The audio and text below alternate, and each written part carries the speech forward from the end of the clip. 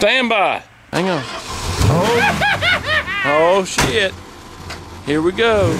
Well, we got her going. We're rolling down the road, wide the hell open. Nah, not really. Boy, you can tell them mufflers exploded on this thing. I don't know if I included that in the video or not. Carburetor's slightly screwed on this thing. I gotta rebuild it. I think the power valve's shot in it. You get it in the right place, and it's got a sweet spot in the carburetor. You get it in it, and you keep it there too long, it floods it out, kaboom, boom, through the exhaust. I don't know. It may be something to do with the brain box. There may be a wire breaking down somewhere. I don't know. I hadn't messed with it. The only thing I know is we're going to attempt to tow a little old Nissan Sentra with it, which I think, considering I've only got to move the car about exactly a mile, maybe 2 miles from where it's at, not far. And it's a friend of mine, so, you know, if it spits and coughs and backfires and carries on, he's just gonna laugh at me, so it'll be alright. Well, anyway, let's get on the road with it. I might get him to video something, I don't know, it depends on if he wants to be on camera or not. I'm not going to force him to be, but anyway. Well, it turns out that the car that quit happens to be the car in front of me. It fired right up. I think he had a case of bad gas. I think he had some water. That's what I really think it is. It seems to be running fine. Check engine lights set solid though. That's what we're doing now, I didn't dig out a scanner or nothing, so kind of going to kill 2 birds with 1 stone. We're going to see if it quits again, and we're just going to drive it on into town and let one of the auto parts stores scan it and be done with it. So we didn't actually get to tow nothing. It's always a good idea if somebody calls you, you know, wanting you to tow something. It's always a good idea to try to start it first, see if it'll run. Well, in this case, I didn't have to hook to it. Saved myself a lot of grief. Oh yeah. Hopefully it's just a case of some water and some gas, and clear that code, put some of that gas line antifreeze crap in it, get the water out, and be done with it. Yeehaw! So we're out just riding around in the old Ford today, I guess. Yeah, what it looks like to me. But I really got to rebuild the carburetor on this bad boy. This carburetor's all to hell. Anyway, we may have a video on that. I may pick up a kit for it while I'm at the auto parts store. I don't know which carburetor number it is, but there's one darn thing about it. I got the carburetor, so it shouldn't be too hard to figure it out. Yeah, stare at me, dude. Yes, that is a guy in a tow truck with a camcorder. Yeah, he's nuts, ain't he? Well, boys and girls, we didn't get to show you that tow.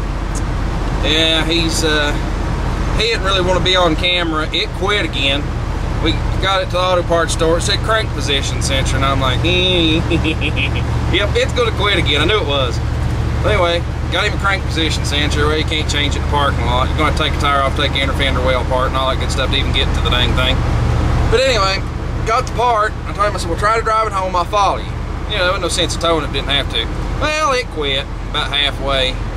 So I had to get out of the truck, push him, get him out of the road. Thank goodness he coasted almost to another road, an intersection road of this road. I pushed him up in that road and then hooked it there, so it worked out. I towed him on home. I will have to say that the old Ford, when I get the carburetor straightened out on it, I mean, I can't get on it.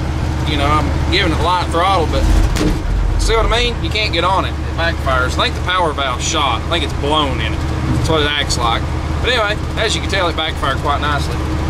You can backfire on command, but anyway.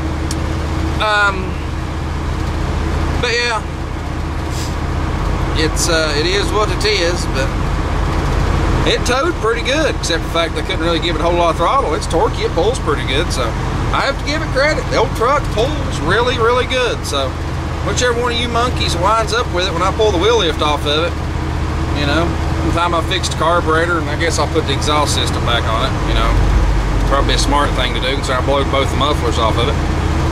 You know, once I do that sort of thing, you know, this old truck, it drives and rides pretty darn good. I might or might not put a windshield in it, you know, that's $100. Somebody can have a windshield put in it, I ain't too concerned. But yeah, you know, it is what it is, but it's a pretty good old truck.